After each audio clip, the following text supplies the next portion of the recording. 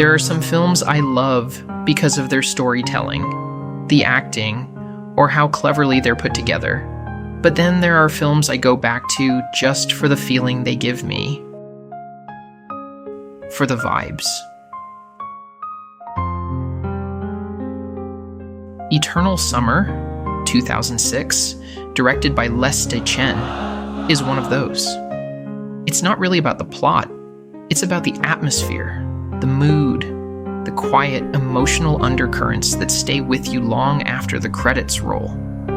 Everything about it, the faded colors, the long silences, the salty breeze of the coast, and that soft, drifting soundtrack wraps around you like a memory you never actually had. It feels like being homesick for a place that doesn't exist, a kind of wistful longing for a version of youth that passed by too quietly. The intimacy between characters, the unspoken things. That's what I remember. That's why I rewatch it. Not for the story, but for the feeling it leaves behind.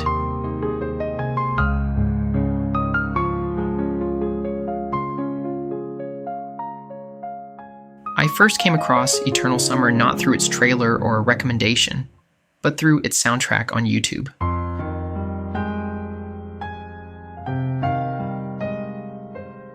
The music struck something in me, soft, melancholic, and almost weightless. I didn't even know what the film was about, but the mood the score evoked made me curious. When I finally watched it, I realized it wasn't the kind of story I usually go for. At its core, it's a gay coming-of-age film, something that admittedly isn't my typical genre, yet none of that mattered. What stayed with me wasn't the plot or the labels, but the mood. It isn't about dramatic turns or compelling dialogue. It's about a feeling. The narrative is simple, even slow by most standards, but that's exactly why it works. It lets the silences linger, lets the camera hold on to a sunset too long, lets the characters exist without needing to explain themselves. Watching it feels less like following a story and more like slipping into a memory you've never actually lived. And though the characters' experiences are different from mine, the loneliness, the in-between moments, the ache of youth fading, that all felt familiar.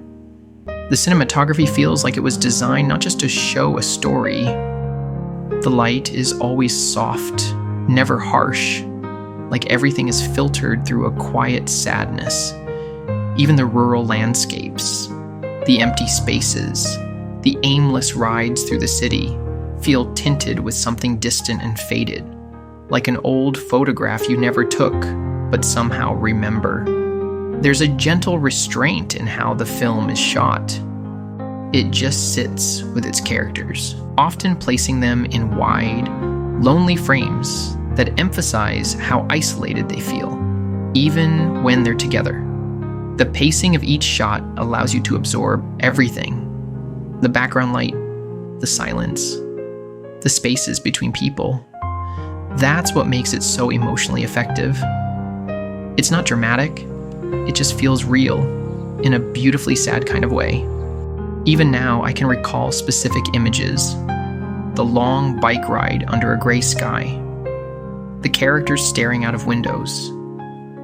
The train rides over empty seats.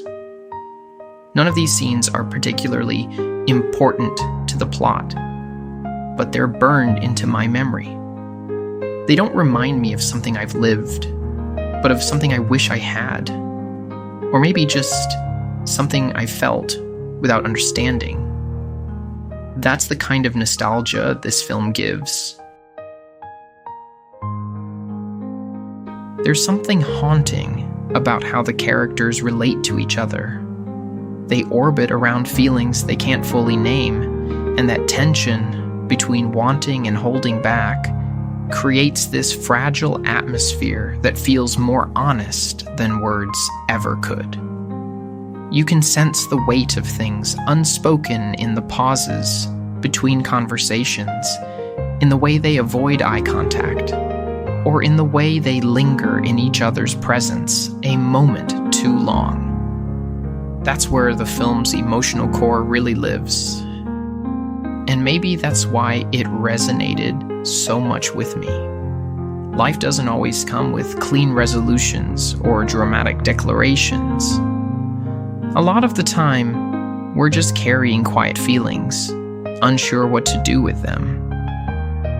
Watching it, I didn't feel like an outsider to the story. I felt like I was part of the silence. That's the power of this film. It taps into a universal nostalgia, not for a specific time or place, but for a feeling. Like the softness of a summer evening, the warmth of closeness that can't be named, or the quiet loneliness of growing up.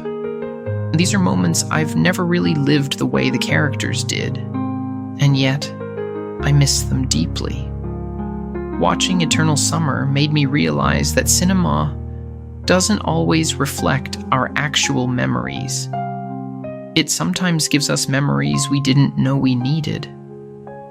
There's no logic to this connection, just a quiet pull. And perhaps that's what makes the film so special. It leaves you with a gentle sadness, a longing for a life that never happened.